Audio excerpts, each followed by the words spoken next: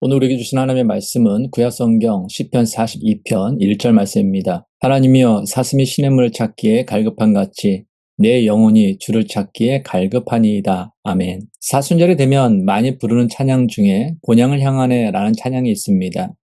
이 찬양은 그리스도의 삶을 이 땅에 잠시 머무는 순례자의 여정으로 표현합니다. 특히 이 곡은 칸타타 순교제 나오는 첫 곡으로 칸타타의 첫 페이지에는 주의 이름을 위하여 순교한 북한 교회의 성직자에게 이 곡을 바칩니다. 라는 글이 적혀 있습니다. 이 곡의 작곡가인 김도환의 아버지 김치근 목사는 북한에서 목회를 하다가 북한군에 의해 순교를 당했다라고 합니다. 그래서 이 곡에 나오는 다음의 구절은 특히 마음에 와닿습니다.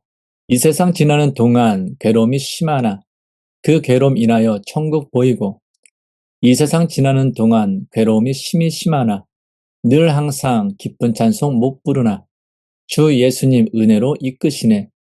생명강 맑은 물가에 백화가 피고 흰옷을 입은 천사 찬송가 부르실 때 영광스런 면류관을 받아 쓰겠네. 믿음장으로 불리는 히브리서 11장은 믿음의 조상들이 자신들을 외국인과 나그네라고 고백하며 더 나은 본향을 사모하였다라고 기록하고 있습니다. 히브리서 11장 13절부터 16절 말씀입니다. 이 사람들은 다 믿음을 따라 죽었으며 약속을 받지 못하였을 때 그것들을 멀리서 보고 환영하며 또 땅에서는 외국인과 나그네임을 증언하였으니 그들이 이같이 말한 것은 자기들이 본향 찾는 자임을 나타냄이라. 그들이 나온 바 본향을 생각하였더라면 돌아갈 기회가 있었으려니와 그들이 이제는 더 나은 본향을 사모하니 곧 하늘에 있는 것이라. 이러므로 하나님이 그들의 하나님이라 일컬음 받으심을 부끄러워하지 아니하시고 그들을 위하여 한 성을 예비하셨느니라. 아멘. 또한 베드로도 신자들을 거류민과 나그네라고 불렀습니다. 베드로전서 2장 11절 말씀입니다. 사랑하는 자들아 거류민과 나그네 같은 너희를 권하노니 영혼을 거슬러 싸우는 육체의 정욕을 제어하라. 아멘. 다윗 역시 나는 주와 함께 있는 나그네라고 고백하였습니다. 시편 39편 12절 말씀입니다. 여호와여 나의 기도를 들으시며 나의 부르짖음에 귀를 기울이소서. 내가 눈물을 흘릴 때에 잠잠하지 마옵소서. 나는 주와 함께 있는 나그네이며 나의 모든 조상들처럼 떠도나이다. 아멘. 믿음의 사람들은 이 땅에 영원히 정착할 존재가 아니라 본향, 즉 하나님 나라를 향해 가는 순례자임을 분명히 알고 있었습니다. 더구나 그것은 하나님 안에서 새롭게 회복된 새 하늘과 새 땅으로 모든 피조물이 화평과 평안을 누리며 사망이 없고 애통하는 것이나 곡하는 것이나 아픈 것이 다시 있지 않으며 하나님의 참된 위로를 경험하는 곳입니다. 요한계시록 21장 1절부터 4절 말씀입니다. 또 내가 새 하늘과 새 땅을 보니 처음 하늘과 처음 땅이 없어졌고 바다도 다시 있지 않더라. 또 내가 보매 거룩한 성 새 예루살렘이 하나님께로부터 하늘에서 내려오니 그 준비한 것이 신부가 남편 위하여 단장한 것 같더라. 내가 들으니 보좌에서 큰 음성이 나서 이르되 보라 하나님의 장막이 사람들과 함께 있음에 하나님이 그들과 함께 계시리니 그들은 하나님의 백성이 되고 하나님은 친히 그들과 함께 계셔서 모든 눈물을 그 눈에서 닦아주시니 다시는 사망이 없고 애통하는 것이나 곡하는 것이나 아픈 것이 다시 있지 아니하리니 처음 것들이 다 지나갔음이로라. 아멘. 사람들 중에는 아무런 걱정도 없고 행복해 보이는 사람들이 있습니다. 그러나 눈물이 없는 인생은 없습니다. 사람 때문에 울고 돈 때문에 울고 아파서 울고 말로 다 표현하지는 않아도 저마다 눈물 흘리는 그 사정을 가지고 살아가는 것이 바로 우리 인생입니다. 단지 눈물을 감추고 눈물을 참으며 살아갈 뿐입니다. 그래서 이 세상에서의 삶을 마치고 하나님 앞에 서게 되면 사람들은 자신들을 따뜻하게 맞아주시는 그 하나님 품에 안겨 그동안 참아왔던 모든 눈물을 흘립니다. 그리고 하나님께서는 그들의 눈물을 닦아주시면서 고생 많았지 하며 위로하시는 일불도 하십니다. 세상에서 누리지 못했던 참된 위로를 하나님 품 안에서 경험하게 되는 것입니다. 그래서 새 하늘과 새 땅에는 사망이 없고 애통하는 것이나 곡하는 것이나 아픈 것이 다시 있지 않다라고 성경은 말씀합니다. 이처럼 우리들이 영원히 거할 그 본향, 새 하늘과 새 땅은 하나님 안에서 새롭게 회복된 땅으로 모든 피조물의 화평과 평안을 누리며 사망이 없고 애통하는 것이나 또한 곡하는 것이나 아픈 것이 다시 있지 않으며 하나님의 참된 위로를 경험하는 것입니다. 그래서 우리는 이 세상을 살아가는 동안에 고난과 아픔이 있어도 절망하지 않는 것입니다. 반대로 커다란 성공과 많은 물질에도 교만하지 않는 것입니다. 왜냐하면 이 세상에서 경험하는 모든 것들은 하나님 나라라는 그 본향을 향하는 나그네 길 중에 잠시 경험하며 잠시 누리는 것이기 때문입니다. 그러나 여러분, 그 본향을 향해 가는 길이 언제나 평탄한 것은 아닙니다. 고난이 있고 아픔이 있고 실패와 배신과 상처가 있습니다. 때로는 하나님 나라를 바라보는 눈마저 흐려질 만큼 힘든 순간도 있습니다. 그렇다면 이 순례길에서 우리를 끝까지 붙들어주는 힘이 무엇입니까? 바로 하나님에 대한 사랑입니다. 로마에 가면 카타콤이라는 지하묘지가 있습니다. 그리스도인들을 향한 박해가 심해지자 그리스도인들은 이 카타콤의 폭 1m, 높이 3m가량의 지하도로 미로를 만들고 그곳에 기도처와 은시처를 마련했습니다. 안내자 없이 그곳에 들어가면 출구를 찾지 못하여 나올 수가 없다라고 합니다. 그리스도인들은 박해를 피해 그곳으로 숨어 들어가 그 지하에서 믿음을 지켰습니다. 그러다가 죽게 되면 벽을 파서 그곳에 묻혔습니다. 현재 이탈리아의 산자에 있는 그 카타콤을 합치면 그 전체 길이는 수백 킬로미터에 달하고 벽에는 수많은 초기 그리스도인들의 시체가 매장되어 있다라고 합니다. 초대교회 성도들은 박해에 굴하지 않았습니다. 무려 250년 동안이나 박해와 순교를 두려워하지 않고 믿음을 이어왔습니다. 자식에서 손자로 또 손자의 자식에서 그들의 손자로 세대에서 세대로 이어오며 믿음을 지켜왔습니다. 그렇다면 여러분, 사람이 어두운 땅굴에서 숨을 죽이고 살아가는 그 모습을 상상해 보십시오. 사는 것이라고 말할 수 있겠습니까? 무덤 같은 땅 속에서 250년을 살아왔다라는 것은 정말로 믿기 어려운 사실이 아닐 수 없습니다. 그렇다면 과연 이와 같은 힘이 어디서 나온 것일까요? 재산과 명예와 자기의 목숨까지 버릴 수 있었던 그 이유는 과연 무엇이었을까요? 바로 하나님에 대한 사랑입니다. 사랑이 있으면 고난을 견딜 수 있습니다. 사랑이 있으면 생명도 아깝지 않습니다. 우리는 이것을 시편 42편을 기록한 시인을 통하여 보게 됩니다. 오늘 본문 시편 42편 1절 말씀입니다. 하나님이여 사슴이 시냇물 찾기에 갈급한 같이 내 영혼이 주를 찾기에 갈급하니이다. 지금 시인은 목마른 사슴이 시냇물 찾기에 갈급한 같이 자신의 영혼이 주를 찾기에 갈급하다라고 고백하고 있습니다. 이어서 갈급하다로 번역된 히브리어 아라그는 원래 크게 소리 지르며 찾아 헤매는 것을 의미합니다. 사슴은 목이 마를 때 물을 찾아 크게 소리 지르며 이리저리 찾아 헤맵니다. 그래서 사냥꾼은 시냇물에서 기다리면 사슴을 잡을 수 있습니다. 왜냐하면 목마른 사슴은 자기가 죽을 줄 알면서도 물을 찾아오기 때문입니다. 지금 시인의 마음이 그와 같았습니다. 지금 시인은 하나님에 대한 갈급함으로 가득했습니다. 하나님에 대한 그의 사랑은 죽음조차 두려워하지 않을 정도로 너무나 간절하고 컸습니다. 칼바르트는 사랑에 대하여 다음에 세 가지로 표현했습니다. 첫째, 보고 싶어하는 마음이다. 둘째, 함께 있으면 기쁜 마음이다. 셋째, 무엇이든 주고 싶은 마음이다. 참으로 적절한 표현입니다. 사랑하기 때문에 보고 싶고, 사랑하기 때문에 함께 있으면 기쁘고, 사랑하기 때문에 무엇이든 주고 싶은 것입니다. 그렇다면 반대로 내가 지금 사랑하고 있는가를 점검하는 것도 이와 같을 것입니다. 보고 싶어하는 마음이 있는가? 함께 있으면 기쁜 마음이 있는가? 무엇이든 주고 싶은 마음이 있는가? 하나님에 대한 사랑도 이와 같지 않겠습니까? 입술로 아무리 하나님 사랑합니다, 오 주님을 고백해도 하나님을 보고 싶어하는 마음이 없다면, 임마누엘 되시는 하나님께서 항상 함께 하심을 안다고 고백하면서도 기쁘지 않다면, 나의 죄를 용서하시고 영원한 생명을 주신 하나님께 사랑의 고백을 하면서도 내게 있는 것 중에서 무엇이든 주고 싶은 마음이 없다면 그것이 과연 하나님을 진심으로 사랑하는 것일까요? 여러분, 하나님께서는 짝사랑을 원하지 않습니다. 하나님께서는 하나님만 홀로 우리를 사랑하기를 원하지 않으십니다. 우리를 위해 독생자 예수 그리스도를 이 땅에 보내시고 십자가에 내어놓으신 그 하나님은 우리도 하나님을 사랑하기를 원하십니다. 그러므로 2026년 우리의 삶이 시인과 같이 하나님을 전심으로 사랑하는 삶이 되기를 원합니다. 그런데 이 시편 42편에는 두 가지의 특징이 있습니다. 첫 번째 특징은 시편 42편은 고라 자손이 지은 시라는 것입니다. 시편 42편은 표제어에 고라 자손의 마스길이라는 이름이 붙어 있습니다. 시편에는 고라 자손의 시라고 기록된 시가 12편이 있습니다.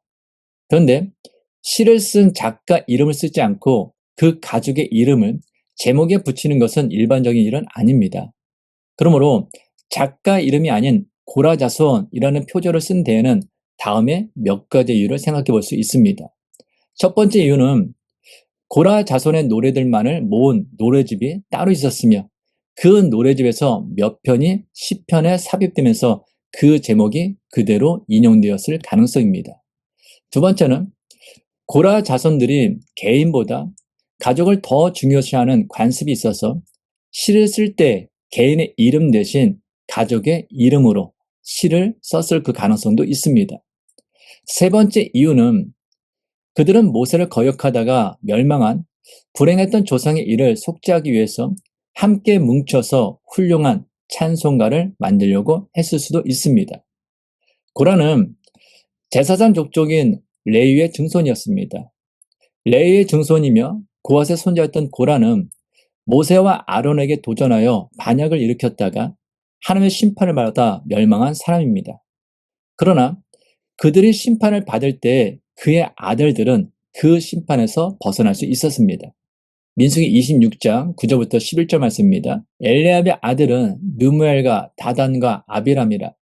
이 다단과 아비람은 회중 가운데서 부름을 받은 자들이니 고라의 무리에 들어가서 모세와 아론을 거슬러 여호와께 반역할 때 땅이 그 입을 벌려서 그 무리와 고라를 삼킴에 그들이 죽었고 당시의 불이 250명을 삼켜 징표가 되게 하였으나 고라의 아들들은 죽지 아니하였더라. 그리고 하나님의 심판에서 벗어난 고라의 자손들은 모세 때의 일을 경험으로 삼아 언약을 통해 왕이 된 다윗을 지지하고 수호하는 일에 용감하게 앞장섰습니다.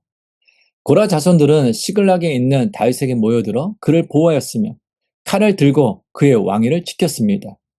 또한 그들은 다윗 때 성소에서 음악가로 활동했습니다.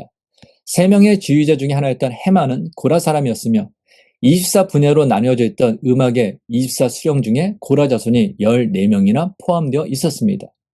이처럼 고라는 하나님께서 세운 모세와 아론에 대하여 반역을 일으켰다가 하나님의 심판을 받았지만 하나님의 은혜로 심판을 면한 그의 자손들은 조상의 범죄를 교훈 삼아 하나님께 대해 기쁨으로 찬양하며 성전에 대한 순수한 열정과 사모함을 노래하며 하나님께서 세운 지도자를 섬기는 신앙인으로 자신들에게 맡겨진 일에 헌신을 다하였습니다. 두 번째 특징은 시편 42편의 배경이 다윗이 압살롬을 피해 요단을 건널 때라는 것입니다. 많은 학자들은 다윗이 아들 압살롬의 반역으로 인해 예루살렘 성소를 떠나 요단강 건너편을 도피하던 그 시기에 이 시편 42편이 쓰여졌을 것으로 추정합니다. 다윗의 셋째 아들인 압살롬은 백성들의 마음을 얻어 반역을 일으켰습니다. 그는 스스로 왕이 되기 위해 헤브론에서 반역을 선포하였고 많은 이스라엘 사람들이 그를 따르게 되었습니다. 다윗은 예루살렘에서 이 소식을 듣고 즉시 피신했습니다. 성경은 그의 도망 장면을 매우 비극적으로 묘사하였습니다. 사무엘하 15장 30절 말씀입니다. 다윗이 감람산길로 올라갈 때 그의 머리를 그가 가리고 맨발로 울며 가고 그와 함께하는 모든 백성들도 각각 자기의 머리를 가리고 울며 올라가니라. 다윗은 반란을 일으킨 아들 압살롬을 피해 신발도 신지 못한 채 맨발로 울며 도망하였습니다. 그때 시인은 압살롬을 피해 도망가는 다윗을 따라갔던 사람입니다. 전에 그는 예루살렘에서 하나님과 함께 안전하게 있었으나 이제 그는 악인에 의해 둘러싸여 있었습니다. 시편 42편 6절 7절 말씀입니다. 내 하나님이여 내 영혼이 내 속에서 낙심이 되므로 내가 요단 땅과 헤르몬과 미사산에서 주를 기억하나이다. 주의 폭포 소리에 깊은 바다가 서로 부르며 주의 모든 파도와 물결이 나를 휩쓸었나이다. 다윗과 그 일행이 피난한 곳에서는 산맥 사이로 흐르는 폭포들이 큰 소리를 내며 떨어지고 있었습니다.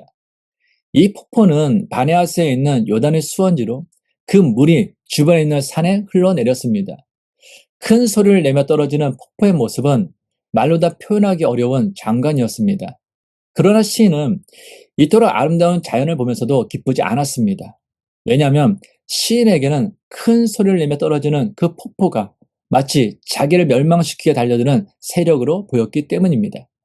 사람은 자신이 처해 있는 상황에 따라 똑같은 자연도 전혀 다른 느낌으로 경험하게 됩니다.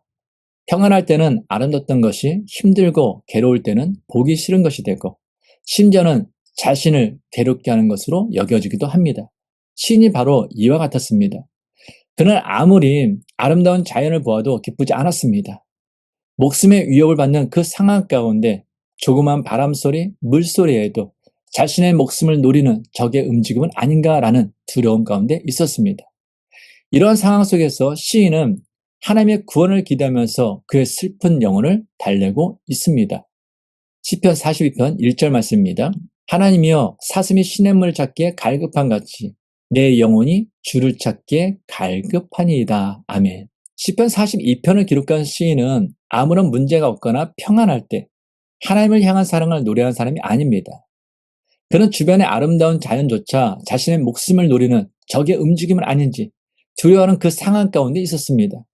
그 같은 상황 속에서 그는 하나님이여 사슴이 시냇물을 찾기에 갈급한 같이 내 영혼이 주를 찾기에 갈급하니다 라고 고백하며 하나님에 대한 사랑을 표현했습니다. 어떤 사람들은 너무나 당연한 건 아니냐라고 말할 수 있습니다. 언제 적에게 목숨을 잃을지 모르는 그 급박한 상황이기 때문에 갈급한 심령으로 하나님을 찾는 것은 당연한 것이 아니냐라는 것입니다. 맞는 말입니다. 그러나 그렇지 않은 사람들도 있습니다.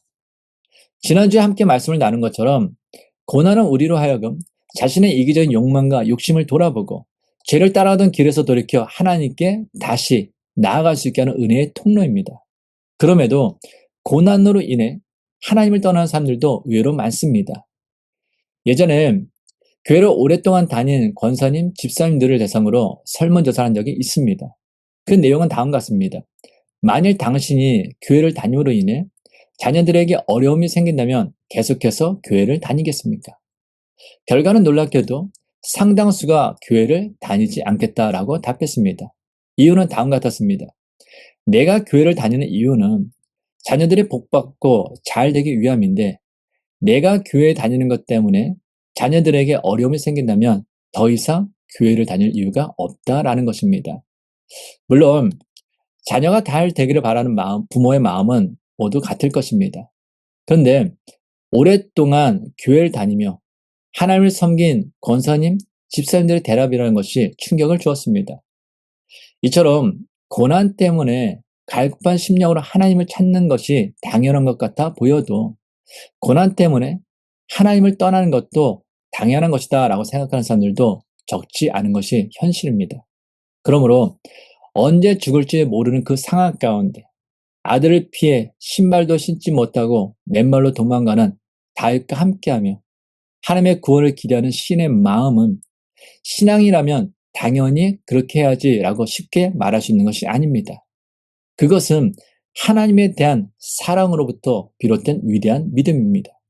그렇다면 고라 자손의 하나님에 대한 이 사랑의 근원이 무엇입니까? 바로 하나님의 은혜입니다.